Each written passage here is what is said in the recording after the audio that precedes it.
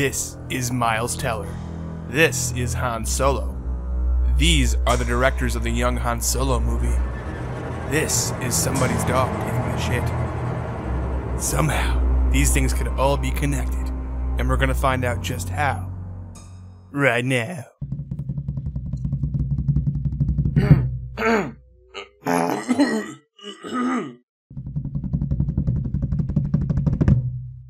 Quick recap, they're making a standalone Han Solo movie without Harrison Ford based on the character's past that is somehow not an origin story, being directed by the guys who did the Lego movie, and they have yet to cast the role of young Han Solo, but the most recent shortlist includes Scott Eastwood, Ansel Elgort, Emery Cohen, Logan Lerman, Jack Raynor, Blake Jenner, Miles Teller, and Dave Franco? Dave Franco? Dave fucking Franco?! Look, I like Dave Franco. He's been funny enough to where I can ignore the fact that he's James Franco's little brother. I like Miles Teller too. Whiplash was one of my favorite movies of the last Oscar season, and I was really frustrated that it was invisible to the Oscar voters. It should have been on fire, but Miles Teller, as Han Solo, is an impossible stretch. Rocks. The same goes for all the other actors in the short list. I'm sure they're all decent actors in their own right, but when it comes to playing one of the most badass heroes in cinema, they're all a bunch of Clooneys and Kilmers. Two actors who are great at what they do, and likable, but you wouldn't want to see them play the goddamn Batman.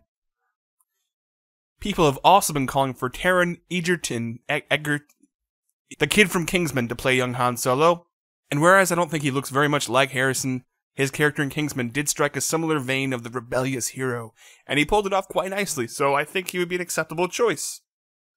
He'd be like the Christian Bale choice. Not expected, not ideal to everybody at the time, but good enough to justify being picked.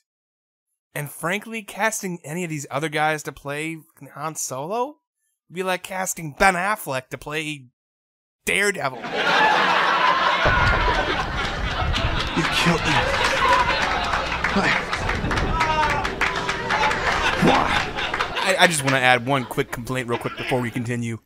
If Miles Teller and Dave Franco made the shortlist, why didn't these guys? I am Jamie Costa, and I'm here auditioning for young Han Solo. Well, that's the real trick, isn't it? I'm sorry. I've done everything I could to get this thing started. All it needs is a push start. Lose the brake, I'll give you a push. Very chewy. Walk your clutch and you'll pick up. See, this whole list comes off as a ruse to me. Something to get fans all riled up over, and that way they can go and pick almost anybody they wanted, and the fans could just say, well, that was pretty bad, but at least they didn't go with Miles Teller or Dave Franco. I think that's all this is, just a diversion to subvert our expectations, because to many people, Han Solo should only be played by Han Solo. The actor is inseparable from the character. You can't do it. You can't do it.